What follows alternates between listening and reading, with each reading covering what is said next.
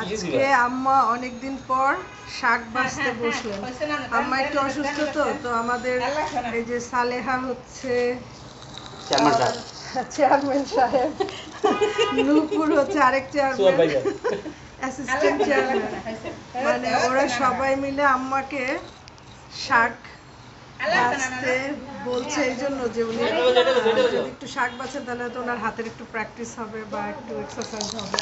আম্মা আসলে অনেকদিন ধরে একটু পার্কিনসন কারণে অসুস্থ, তো একদমই হাত নাড়াতে চান না। তো আমরা সবাই মিলে বিভিন্নভাবে ওনাকে হাত নাড়ানোর প্র্যাকটিস করাই, যে হাতের স্ট্রেংথটা বাড়ানোর জন্য।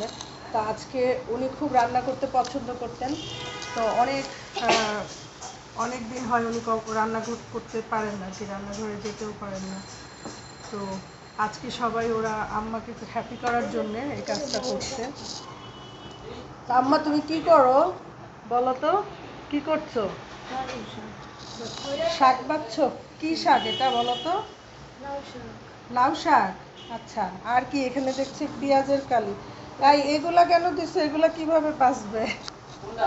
এই যে পেঁয়াজের কালি নিয়ে আসছে সালেহা।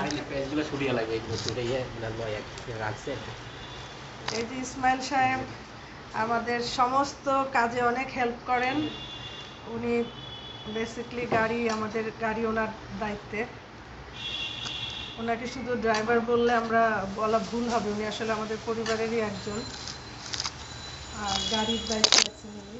কিচেনের দায়িত্বে হলো সালেহা, আর নুপুর হচ্ছে আমার আম্মার সাথে থাকে সারাক্ষণ। খুব ভালো লাগলো আজকে আম্মা বিছানা ছেড়ে উঠে এই যে বসে শাক বাছছেন, ধরার চেষ্টা করছেন। আম্মা একটু বাছো তো দেখি, তুমি তো পারছো। এই তো মাশাআল্লাহ, এই তো কি সুন্দর আম্মা শাক বাছতে পারে। শাক তো অবশ্যই বাছতে পারে, তুমি অনেকদিন ধরে করো না সেজন্য।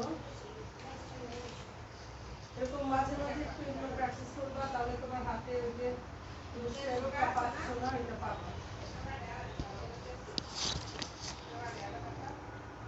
সবাই আমার আম্মার জন্য অনেক অনেক দোয়া করবেন, যেন আমার আম্মা যে অসুস্থতায় ভুগছেন সেটা যেন উনি রিকভার করতে পারেন, সুস্থ হয়ে যান তাড়াতাড়ি। আসলে পার্কিনসন রোগটা তো যায় না, তবে অনেকটাই কম এখন আলহামদুলিল্লাহ ওষুধের কারণেই।